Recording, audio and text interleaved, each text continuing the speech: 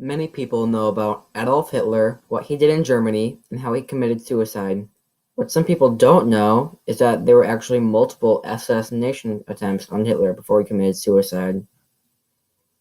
Hi, my name is Matthew, and today I'll be talking about one of the many assassination attempts on Adolf Hitler.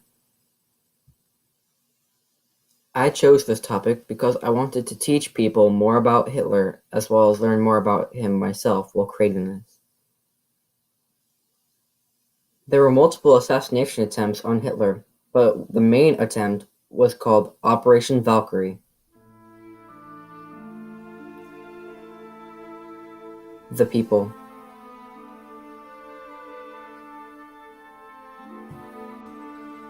Key conspirators can be divided between civilians and active military, mostly army, officers. Almost all of the conspirators shared a conservative, nationalist perspective and an aristocratic background. The civilians were mainly individuals who had refused to participate or didn't agree with the Nazi government and what the Nazis did. The most important military conspirators were General Friedrich Obrecht, Major General Henning von Tresckow, and Colonel Claus von Stauffenberg.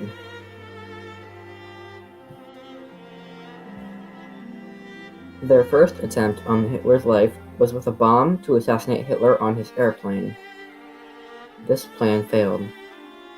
After the first attempt failed, the conspirators focused on existing contingency plan codenamed Operation Valkyrie.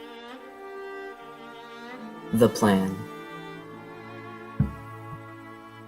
The plan was originally designed to combat potential civil unrest in Germany, which was modified by the conspirators for their own aims, with the intention of taking control of German cities and arresting key Nazi leaders in the wake of the plot. As a part of the plan, Colonel Stauffenberg would travel to Hitler's headquarters in Poland, where he would place a briefcase containing 2 bombs under Hitler's briefing table.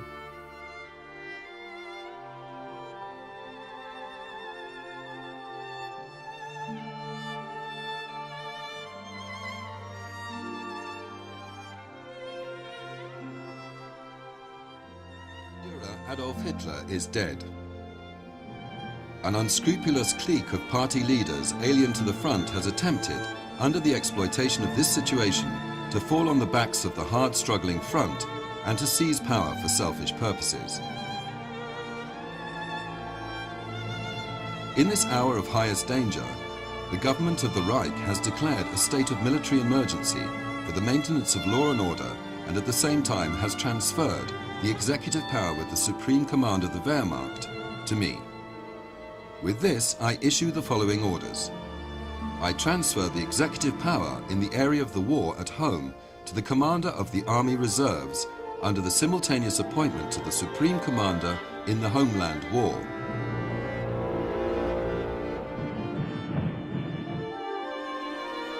Sadly, this announcement was never to be made, but it is not taken from some epic portraying an alternative reality. This was the substance of the Valkyrie order that was to be broadcast to all command points in the event of an uprising.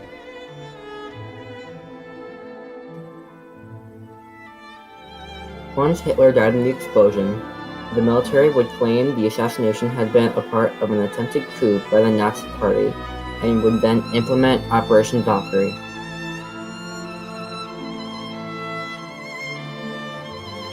The Reserve Army would then seize key installations in Berlin and arrest high-ranking Nazi officials, while disarming loyal SS units. Meanwhile, upon receipt of the Valkyrie orders, Stoltenagel would consolidate army power in France as well.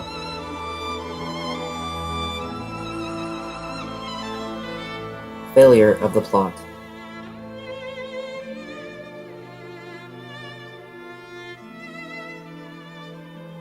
On July 20, 1944, Stauffenberg placed one of the 2 bombs in the briefcase under the table in Hitler's briefing room in Hitler's headquarters. He was unable to arm the second bomb in time. After Stauffenberg left the room, the briefcase was coincidentally moved under the heavy support of the table leg. It detonated but failed to kill Hitler. This was not immediately known to the conspirators. An ally at Hitler's headquarters cut off all communications as Stauffenberg returned to Berlin to coordinate the implementation of VanWyhe. At first, the plan seemed to go smoothly as the reserve army began taking action, but delays, confusion, and poor communication robbed the coup of its initiative. Eventually, the fact of Hitler's survival was broadcast, and the plot rapidly unraveled. Aftermath. Some of the plotters were executed on the same day. General Orgericht, Colonel von Stauffenberg, and 2 other conspirators were captured at Benderblock, site of many officers of the Supreme High Command of the German Army, tried by an impromptu court-martial, and executed by a firing squad in the courtyard. Another major plotter, General Ludwig von Beck, was allowed to commit suicide. He was killed by a coup de grace after he succeeded only in wounding himself. In the days that followed, Hitler ordered a massive hunt for the conspirators, which continued for months. This search netted most of the conspirators, along with those who were more peripherally connected, such as Field Marshal Erwin Rommel. Rommel's name arose in interrogations, but it was likely that he was not directly involved. Many of the conspirators appeared before the notorious People's Court for show trials, but this practice was ended as it gave conspirators a platform to condemn the regime. In the end, more than 7,000 people were arrested and 4,980 were executed, often on the barest evidence. That was the end of Operation Valkyrie. Another assassination attempt of Adolf Hitler had failed. Like I said earlier, this was just one of the multiple attempts on Hitler's life. After this, I want you to think about what the world today would be like if just one of these multiple attempts on Hitler's life had actually worked. It might be different, it might not, no one knows.